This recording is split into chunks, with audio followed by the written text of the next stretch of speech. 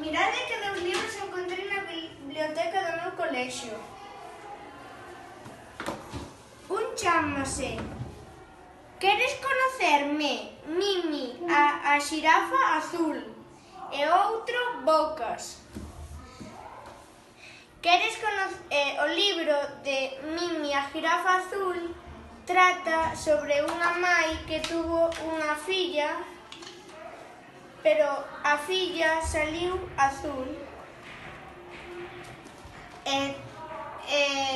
Todos os animales da selva non a reconocían, apartábana e non xogaban con ela. E ao final Mimi fíxose do color da súa mai e ao poñerse dese color recoñecérona e xogaron con ela. Outro libro que se titula Bocas trata sobre as bocas dos animais.